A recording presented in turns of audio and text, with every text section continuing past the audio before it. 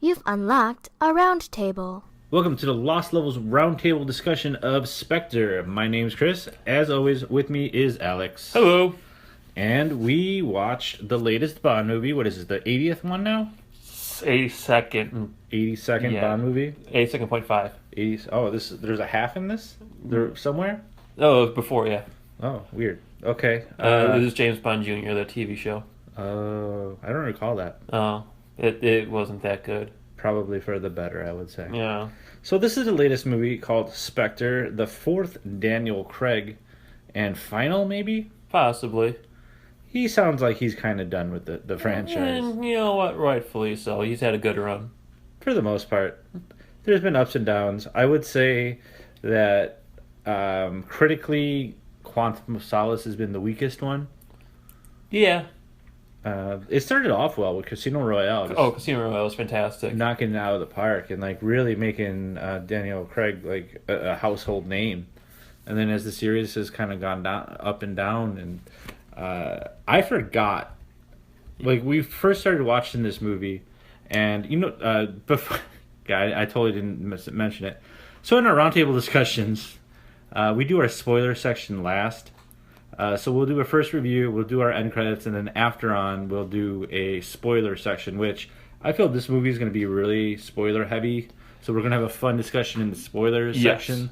So in this beginning section, we are not going to go into spoilers. We're just going to talk vaguely about what we thought about the movie, give our final review, and stay tuned after the credits for our spoiler discussion. So that being said, I forgot that there was 3 or 4 of these movies now. You forgot this was the fourth one. Yeah, I completely forgot Skyfall for some reason. Which was one of the really good ones. I really liked Skyfall a lot. Yeah, I'm not saying it was a bad movie. Like, artistically, that movie was beautiful. Oh, God, yes. I loved the visuals in that movie. That was a great movie. The action sequences in the plot were engaging. I liked those. They were not bad. Yeah, for a Bond movie, they weren't bad at all. It's just, for whatever reason, like, I think Casino Royale, like, obviously great film. I think Quantum of Solace, because of how bad it was, or like how poor it was received, and just how I didn't care about that movie.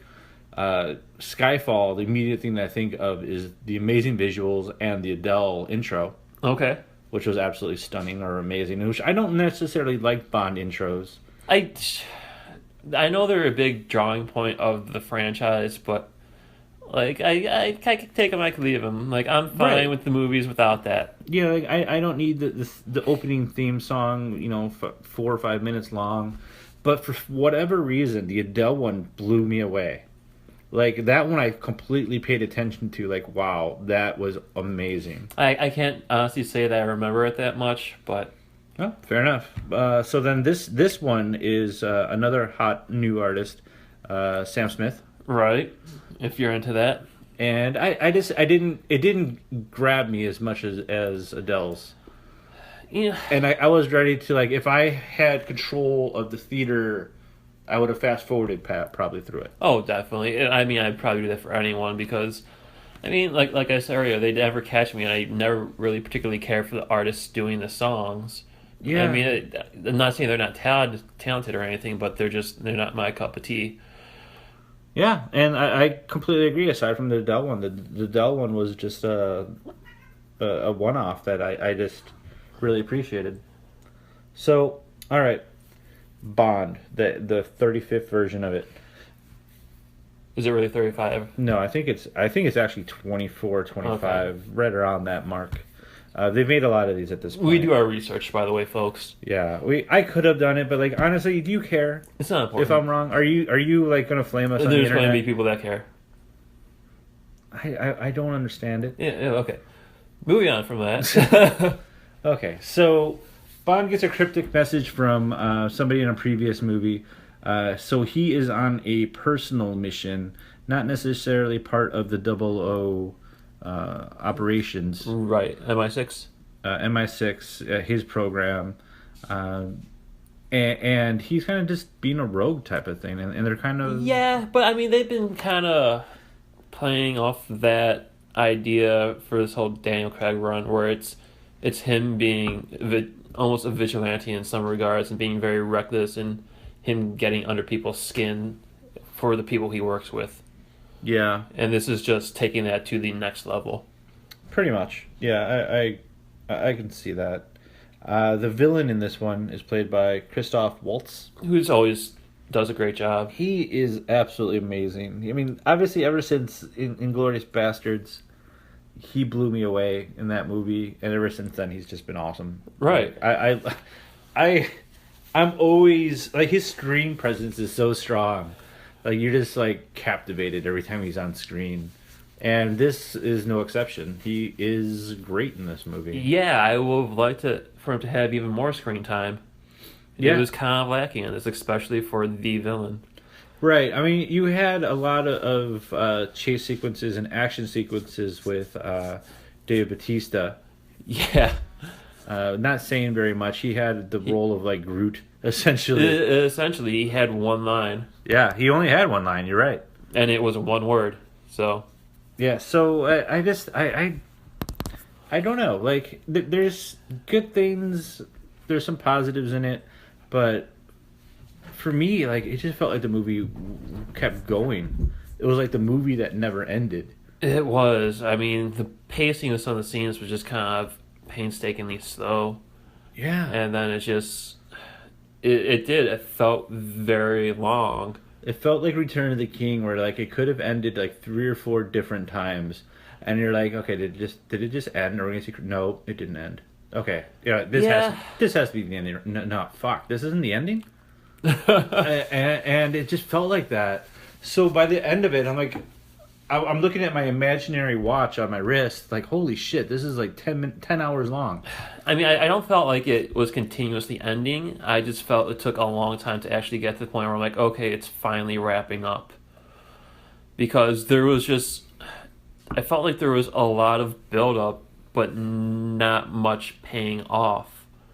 And so, until you finally got towards the end, even then I didn't feel like there was a lot of payoff. Yeah, it really doesn't. I don't feel satisfied with it. I'm just like, okay, it was just another Bond film. Right. And it's predictable Yeah. for me. I mean, we'll get into that later, but... I mean, I kind of saw where the twist was going, and I was disappointed to see that as right. I was expecting more. What do you think of the Bond girls? Monica Bellucci was in there for all 15 minutes, so I'm not sure if she can really count as a Bond girl. But she is. They're really considering her a Bond girl after that? Yeah, they are. Okay, fine, fair enough. I mean, you know, Monica Bellucci, a pretty girl. She did a good job for what little role she had. I felt that her story arc was tied up way too neatly and quickly. Yeah, it was such a forgettable... It could have been skipped, and we wouldn't have really lost very much at all. Oh, totally. That was a very pointless scene for her. Yeah, like her whole story, it could have just been really shaved down to like barely anything to get to the next action beat, so to speak, and it just kind of prolonged everything, where it felt like the runtime was just going on more and more. Exactly. The other Bond girl was a lot more interesting. Leia Seydoux. I'm not going to try to pronounce it right. She's French. Yeah. She was from Ghost Protocol, Mission Impossible Ghost Protocol. So she's found her niche. Yeah, so she's in action movies. Attractive girl. Yeah, very pretty girl. I don't know. I didn't feel the chemistry between her and Bond was all that natural. I don't think the chemistry between Bond and any of the Bond girls, aside from Vera? Yeah. Or Vespa. Vespa. Yeah. Played by what? Ava Green? Was that Ava Green? I think. Yeah, I think you're right. So like that was the only one that really had chemistry, and like the one that was interesting. And that's a Bond girl that spanned a couple movies, so they had time to build that up. Yeah, and it just felt more believable. It felt like at that time it was the first Bond movie. Daniel Craig wanted to make an impression, and he wanted to be the new Bond, and it showed. It felt like he cared, and by now it's the fourth movie, and you've seen him in interviews kind of lash out a little bit against Bond, just because it's like the same thing every time. It's nothing interesting for him. He's bored with it. The Bond girl stuff is kind of dumb. He doesn't care about it. These girls are a lot younger. I could see how it could easily get burnt out on it. Yeah, and like he what do you say? He'd rather like kill himself rather than play another Bond movie or something. He used an interview, said, "I'd rather smash this table and use the glass to cut my wrist than do another Bond movie." Yeah, and like obviously some of that might be some truth to it. I mean, reading on in that article where he said that, he went on saying it's like it just takes so much out of him. It's not saying he hates the role or he thinks the production is awful or anything like that. It's just it takes a lot out of him, and he can only put so much into a character before he's tapped out. Yeah. And so there's he feels like there's no point in him continuing the Bond franchise because he's done everything he can with it. And if he goes out gracefully like that, saying, I'm done, I've done what I can, I'm not going to beat a dead horse with this, good for him. Yeah, and with the Daniel Craig, the quadrilogy. Yeah, sure. Let's make that word. With that, they really kind of shifted the focus in terms of action. They wanted to make it more fast paced, more hard, more kind of cutting edge to appeal to the Hong Kong market. We kind of talked about this, in previous podcasts, where they want to really cater to the Hong Kong market in terms of action because of the fact that Hong Kong is where a lot of the money gets made for Hollywood movies nowadays. It's grown so much. So movies like The Bourne Identity, they want that type of like action. Right. Where Bond was played by Roger Moore, who was 80 years old at the time when he played Bond, who couldn't move. It was more of a spy type of thriller type of thing where they were going with those movies. And now they wanted to cater to a different market and try to get more revenue out of the movies. So they tried to change it, to modernize it, to make it more, action-y. Yeah, but even then, I don't think they do that great of a job when doing it, unfortunately. No, I agree. I think that's the half-baked version of it, where you see that type of great action in other movies. A John Wick, even a Bourne Identity. Yeah, Bourne Identity, Bourne Supremacy. You'll even get you get good solid action out of those movies. They had the quick flash cuts and stuff or whatever, but it's still entertaining. The Bond movie never really sells it all the way. No, it doesn't. And so you're kind of left with this character now who is trying to modernize itself. Way too late in the game. And it's not doing it as successfully as it should be, or it could be. And that's where the disappointment for me kind of lies, where I love Daniel Craig. I love him as James Bond. Mm-hmm. I love, like I said, like we talked about the Skyfall. The visuals in Skyfall were absolutely amazing. Yeah. I like the action that they had, like in Casino Royale, even Quantum and Skyfall. But like for now, like this is the fourth movie of it now, and I'm just kind of bored. Mm-hmm. Oh, I totally agree with you on that. It's doing nothing innovative for an action spy thriller franchise. It's innovative for Bond, but not for that genre as a whole. Yeah, there's just nothing there. Like, we've seen Bond in, like we've said, like at least 23, 24 movies at this point, and there's nothing really new to it. Like, okay, Bond is a spy.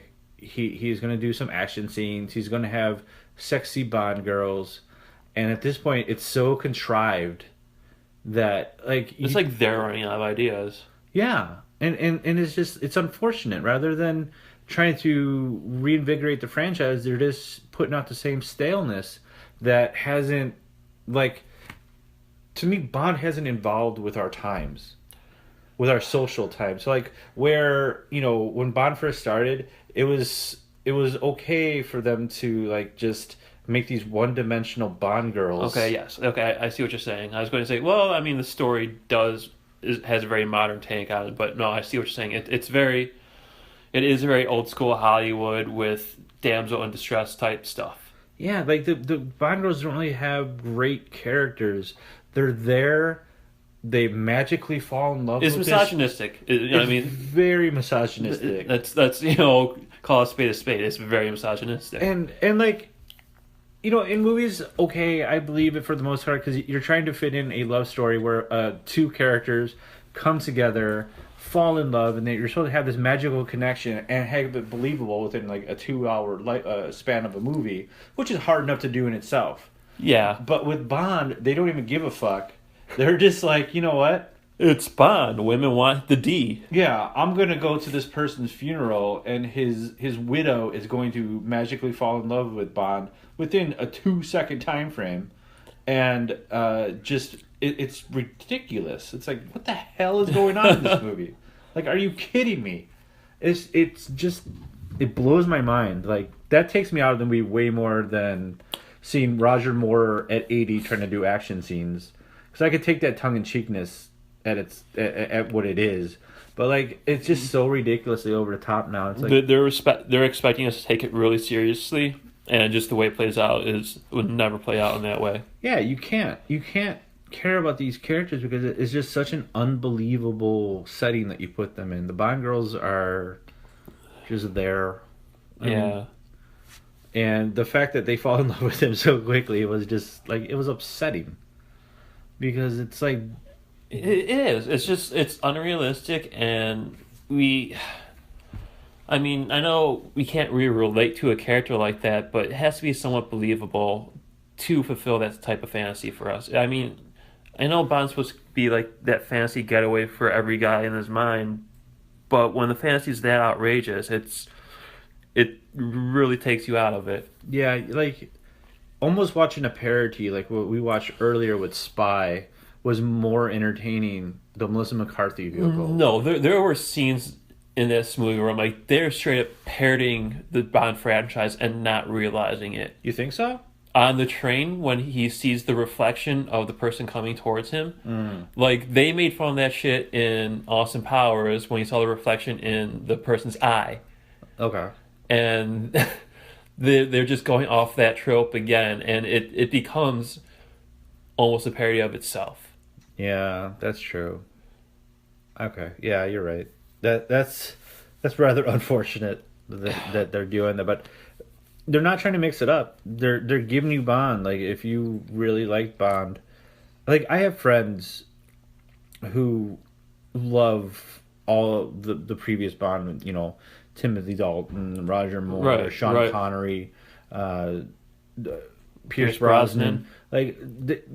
You can watch those movies over and over again, and people like those movies. And then they started watching the Daniel Craig versions, and they feel disconnected from it because it doesn't necessarily relate to the traditional Bond because they're trying to update it, but they're not updating it well enough to grab the new audience to it. So now it's like this weird Bond limbo that it's stuck in. Like you said, it started out really strong with Casino Royale. That really put everything forward, but they've staggered after that. Yeah, and it's unfortunate because like those hardcore Bond fans aren't connecting to this late, new generation Bond like they used to, so they're kind of losing that audience. And as we kind of just touched on, it doesn't really appeal to us because there's so much better quality movies out there that are action based that are just better made. Mm-hmm. But see John Wick, right? But you also have to wonder, how much of the nostalgia factor lies behind your friends that are all into that old Bond stuff. It's not. Okay, yeah. Obviously, part of it's nostalgia factor, but at the same time, they've changed it enough to make it more mainstream in terms of like the actiony elements to it, where they don't care about that shit. That's true. They're okay with the sexism. They're okay with the traditional Bond, but to me, that doesn't grab the new audience necessarily. It's kind of like looking at Star Trek and J.J. Abrams reinventing Star Trek. Okay. How he tried to really cater to the core fan base, but at the same time add new elements to make it interesting for new people to come on, and made it actiony, and it was overall pretty successful. Oh, it was very successful. So he took that same recipe, made it interesting for both generations of fans, and brought them together to watch this material that has been done since the 60s.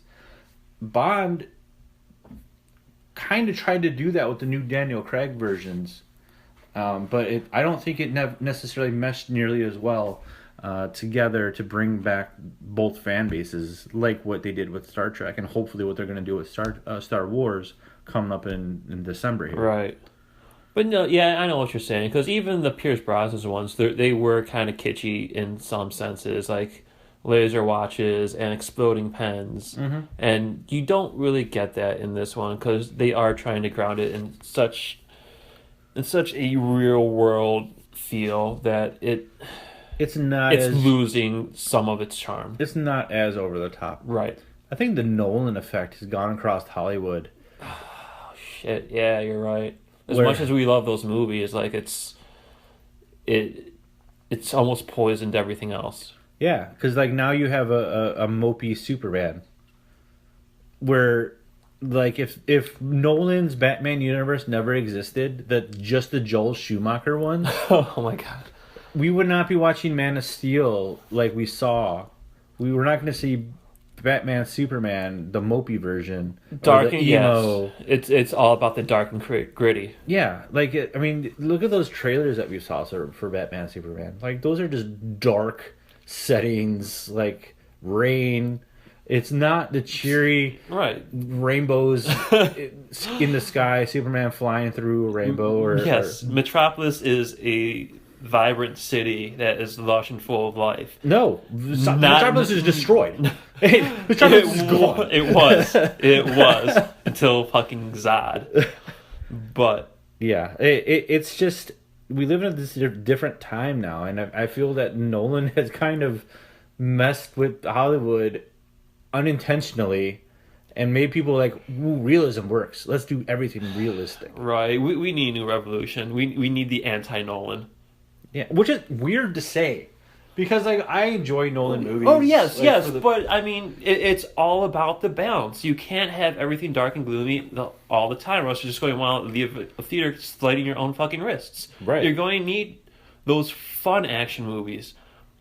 I mean, even John Wick, there was a lightness to it. It was darker and there was a grit to it, but there was still a very light-hearted mood to it, all because it was so over the top and crazy.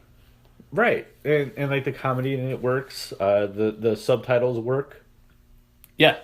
You know, yes. they added very stylized, yeah. They added these elements to it to make it not such a downer movie that it's just like, holy shit, this action is taking it to the next level and it's working. It's working really well. Yeah. So, okay. That being said, Bond, lighten up. Yeah, I almost want to say it's time for Daniel Craig to move on. Let's get a new Bond in there and try to reinvigorate the franchise into a more lighthearted venture as it used to be. Yeah. I mean, they could change the Bond, but it has to be up to the studio to make that decision to make it lighthearted. And depending on how well this does, I don't see that happening. I feel like it's going to do really well, and they're going to continue down the streak. Money-wise, it's doing well, but it's getting killed by critics. Fair enough. You know, a lot of reviewers have been coming out against it, saying that it's right up there with Quantum in terms of just being a poor overall received movie. So I'm surprised by that. Like, I almost want to say that I enjoyed Quantum more, which is weird. I need to watch Quantum again. Yeah, I do too. I need to watch that again so I could say finally, officially, yes, I like Quantum more than I like Spectre. Not sure. Thinking back on it, I might have. I'm not too sure on that. But to even compare that in the back of my head kind of shows what we felt of Spectre. Exactly. So that being said, overall, final thoughts. Oh god. If you're a fan of the Bond franchise, you're going to see this regardless, whether or not we tell you to. Whether it's worth watching, I can't honestly say it is worth watching, just because the whole spy franchise has been done to death, and in recent years has been done better by other franchises like Mission Impossible or The Bourne Supremacy. So Mission Impossible, solid female yeah. in it. Oh, totally. I mean, this one by no means was a complete damsel in distress. She held her own, Yeah. but still, there was such a misogynistic light on her of the whole womanizing aspect and just falling head over heels for this studly spy. It was just still laughable. Yeah, But I agree. yeah, like I said, I honestly can say I don't think you need to watch this movie.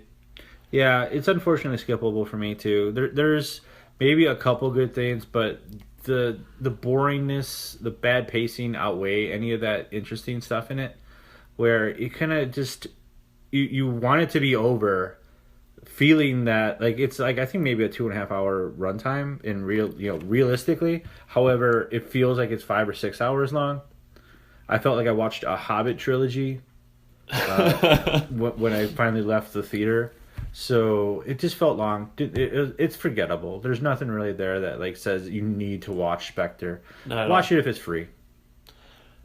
Yeah, watch it if it's free. And you're bored. It'll probably hop on Netflix at some point. And you're sick on the couch, and the remote is too far away for you to get up, and it comes on. Okay, then watch it because you can't move. You're in a body cast. The remote is across the room. Your friend left to go grab food, so you're stuck there watching this movie. Then I say, yeah, okay, you have to watch it. Okay, let's do that then. All right. Alex, how can we reach you? You can follow me on Twitter. My name there is Alex Sandberg, AlexSanberg, or you can email me directly at the website, alex@lostlevel.com. What about you, Chris? I am on Twitter.com/columnintensity. We are also on Twitter at the Lost Level. Thanks to our new listeners. We really appreciate you guys following us. Always, yes. We appreciate all our listeners. And we are from lostlevel.com. We have our own .com. We have our own podcast there. We are on iTunes. We are on Facebook. We are on Twitter, obviously. We are also on YouTube. So if you're at work, you feel like listening to a podcast, jump on our YouTube channel, subscribe to us. We put all of our podcasts on there now, and we'd really appreciate some subscribers there. So all this information is on lostlevel.com. So check us out. We really appreciate it. Hang on for our spoiler section here, and we'll talk to you guys soon. Spoilers! All right. Monica Bellucci falls in love with him. Belushi. Monica Belushi. Bellucci. Yes. Jim Belushi is Belushi. Yes, her. Yeah. She obviously is in her 50s now, still a very attractive woman. Oh, yeah. Very sexy. Her Bond is at her husband's funeral, who he killed. Mm-hmm. She finds out that she's the one that killed him. And they still have a romantic rendezvous within 5 seconds of that. As she's fearing for her life that she's going to be assassinated by other people. Yes, he's like, I'll worry about the other people. I'm here to protect you. Let's fuck. Yes, because apparently that's the only way to get information out of her. Yeah. I'm like, wait, what? And she's okay with this. Like, your husband just was murdered. Mm-hmm. And then all he does is kind of leave a number, like, call this number, they'll take care of you. And her story arc is done. Gone. Just gone. It's like he paid a whore and just walked out. Yeah. Like, speaking of walking out, how about the attractive woman in Mexico? Right? He's like, I'll be right back. Oh, wait, I'm going to destroy this building really quick. I mean, unintentionally destroy building, but yes, destroy building nonetheless. She is still waiting in this bed to this very moment. She's still there waiting for him to come back. So? I think so. I think a stronger one would have given up at this point. But she's a Bond girl. Oh, fair enough. Not very strong at all. No. We've just talked about that. Because, I mean... She is waiting for the rest of her life on that bed for him to come back. Because she sees a guy in a skeleton mask, and who doesn't want to bring that up to their room? Yeah, obviously. That's... He's like, whoa, you are dressed up for our festival. Let's fuck. That's essentially it. That's Yeah. how it transpires. So the French third Bond girl, at least she plays a little bit harder to get. Has to go through some father issues. Oh my god, yeah. But by the end of that, finds a video, or what's it? Christopher Waltz's evil character plays a video of Bond, and her dad killing himself In front of and Bond, yeah. So then she's like, "All right, let's fuck," and that's pretty much all of it. They fucked before that. Did they? Oh yeah, They fucked on the train. God. Like I said, the train sequence was like the most Bond parody sequence of itself, because there's the reflection. There is the, oh, we just nearly died, let's have sex. Okay, yeah, you're right. Like, Speaking of nearly dying, like the fact that Bond gets his ass handed to him, getting kicked through walls, getting like pummeled by Dave Bautista's character, pummeled. yeah. Like, I do appreciate the fact that Bond could not handle this guy, because this guy was just fucking wiping the floor with him. Right. And it was amazing. They kick him out of the car. That's the only way that they can actually get him away from them. And then Bond is immediately okay. Mm-hmm. No bruise. He has the same abilities as Vin Diesel rolling off of a cliff in Fast and Furious 7, surviving that without any scratches or bruises or anything. Anybody who was taking that pummeling beforehand would not be ready to bone afterwards. Like, no. He wouldn't be able to get up. No, exactly. His face would be caved in.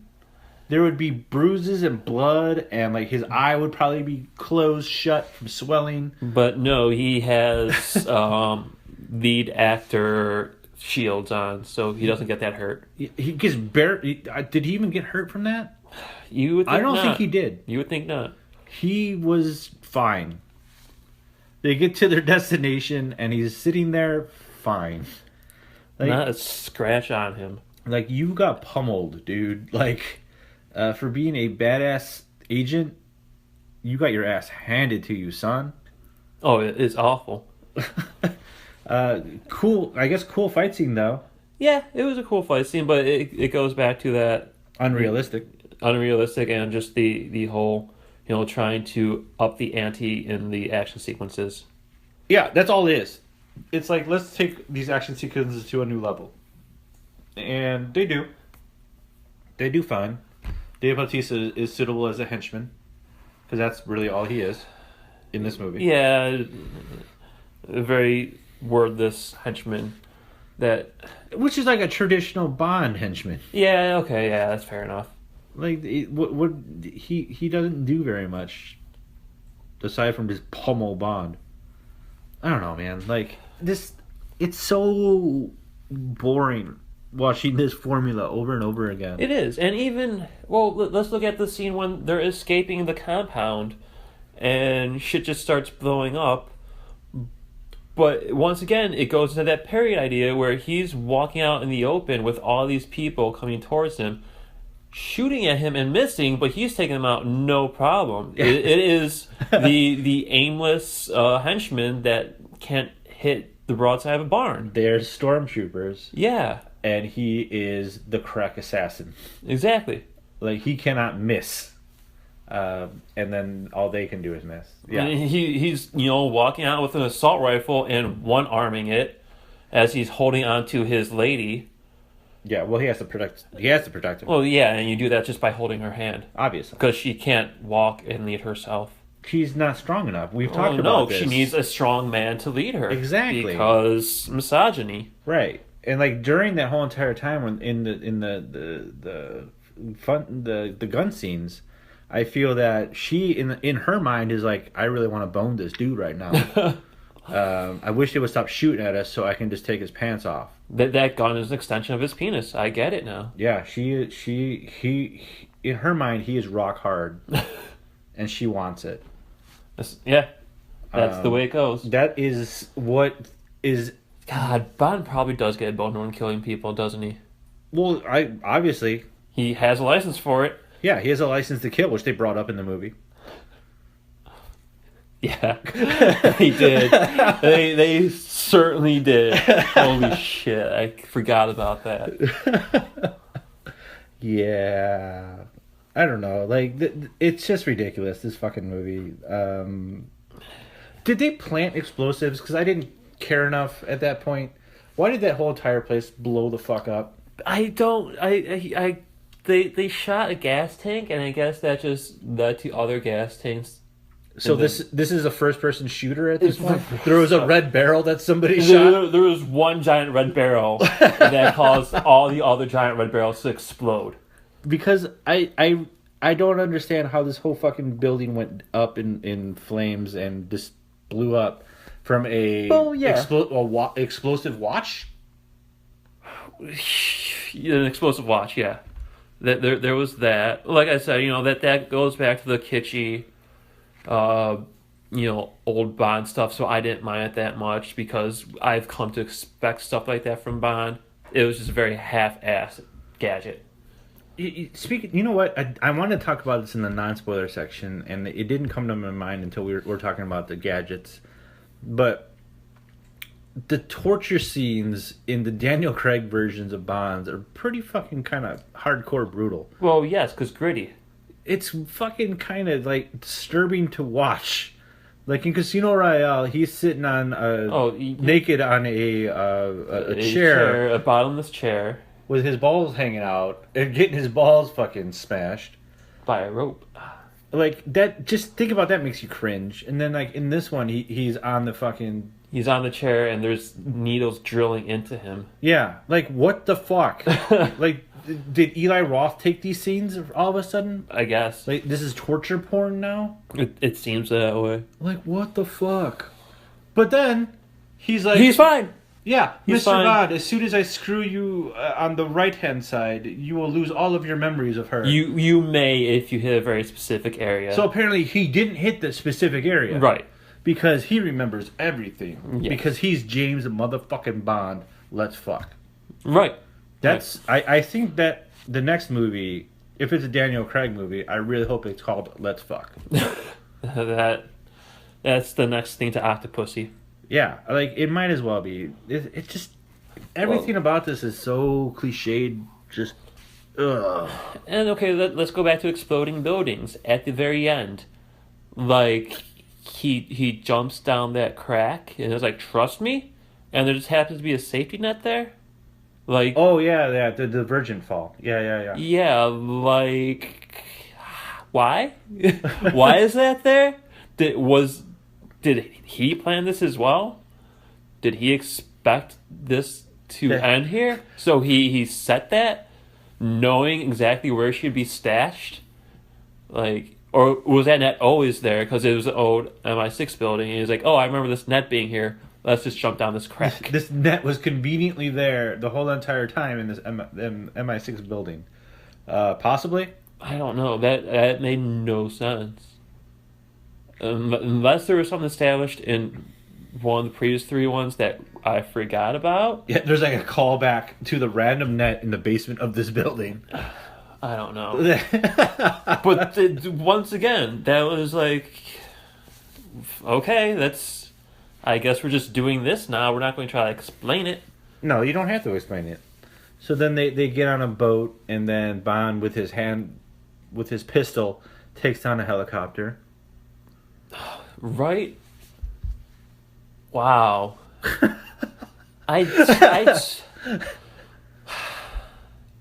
Yeah.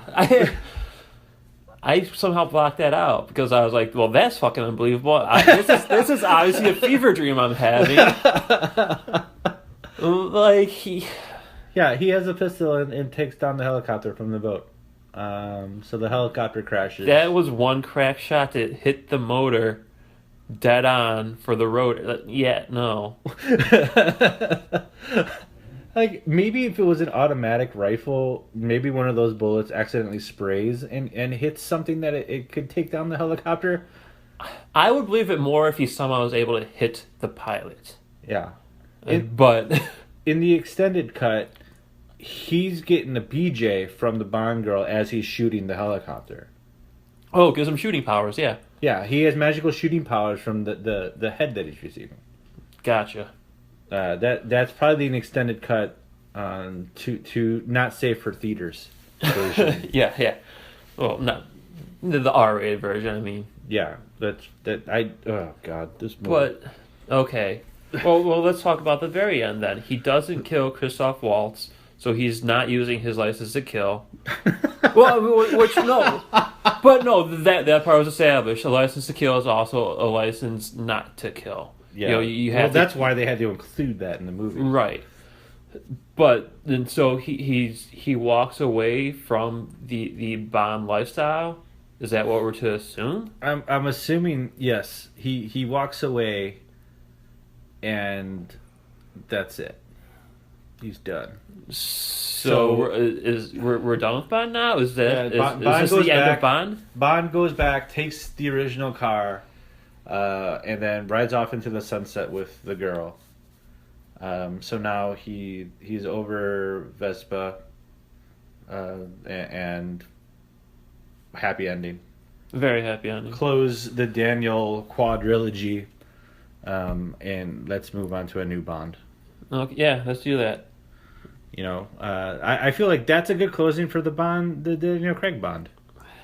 We don't need necessarily It's more. a good closing for Bond, but could have been done for a better movie. Yeah, I mean, but as we just spent we spent a lot of time on this movie. We have. Well, I mean, I'm not even done. Let's go to the crux of the movie, which is the whole idea of this surveillance going on, which it was something we've been seeing a lot in movies, especially when it comes to technology. Because that's what everybody's fearful of. Yeah, we're all fearful of the NSA watching us in every move, and like. It's obvious that this new regime of counterterrorism is going to be using this, and they're in cahoots with Christopher Waltz's character. Like, what was it? Max, the guy's name was? The new head? M or something. C. C. His name was Max. Yeah. And like, oh, well, this guy is obviously paired up with Christopher Waltz's character. I didn't see it. No? I'm just kidding. It's so goddamn obvious. Because I was about to smack you over the head. He was so against Ralph Fiennes' operation. Ralph Fiennes plays M in this movie. Absolutely.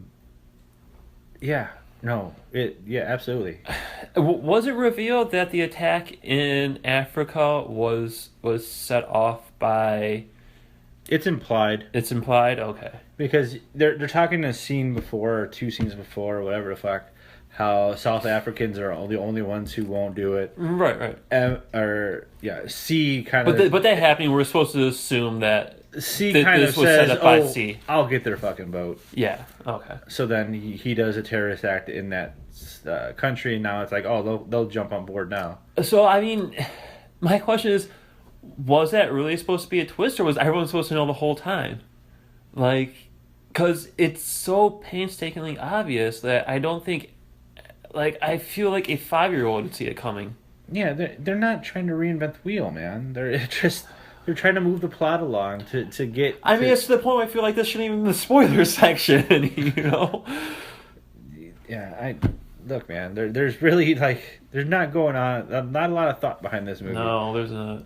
Like, they could have eliminated that, and this movie could have been another 10 minutes shorter.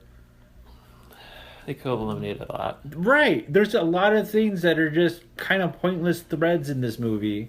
Why is it a good idea to chase a Jeep with a plane?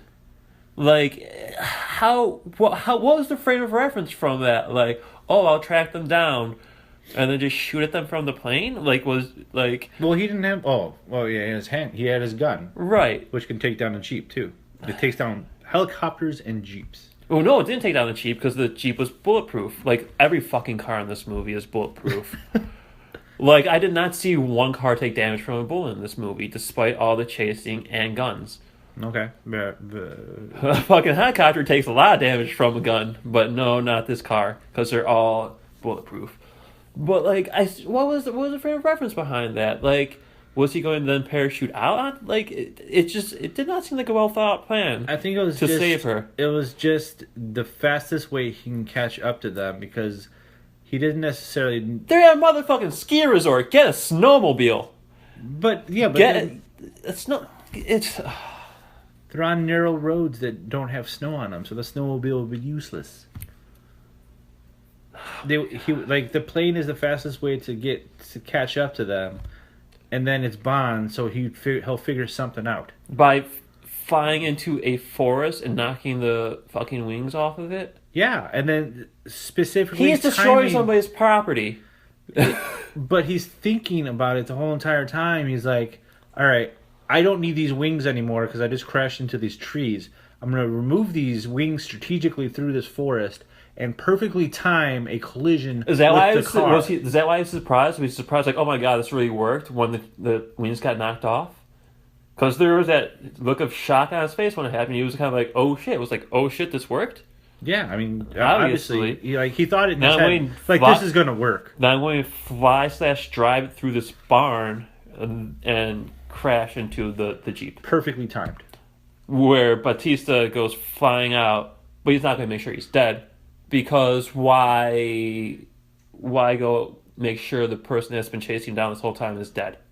Yeah, why would you do that? Yeah, it's a Bond movie, right? I mean, he's obviously... It's comically like, I'm going to tell you my evil plan, and then leave you to this crazy death by laser beam, and I'm going to leave the room to make sure, like, to not necessarily know that you died. What they kind of joked on in Austin Powers. Mm-hmm. So it's like, yeah, this guy just flew through a windshield. He's dead. Whatever. I don't care. So yeah, Bond's plan works perfectly. Yeah, and is this a satisfying backstory for Bond, with Christopher Waltz's character being an adoptive brother? I don't care. Because there was never really a past established for Bond until these most recent movies. So I mean, it was intriguing. Maybe there is. They never really touched on it. That's I don't true. know. I'm not very fluent in the Bond universe, but I mean, they touched on it quite a bit in Skyfall, and I found that interesting. I just felt like if this was a person from his past, I would have felt more weight to his character, Christopher Waltz's character. Yeah, I didn't hate it, didn't mind it. It existed. It was okay. I'm like, all right. So now it's Bond's brother. Like, whatever. Yeah. Like, at that point that they established all of that, you're just kind of already checked out. Yeah, I'm like, all right, this movie needs to get over with. Yeah. So like, I guess I didn't really care as much as maybe, but like, I'm not upset about it because I just wanted it to be over with. Right. And yeah. And that's the thing. I think I was just worn down at this point. I'm like, okay, yeah, fine. He's a brother. I don't care. Let's end this. Exactly. Like, fine, cool. All right, fast forward.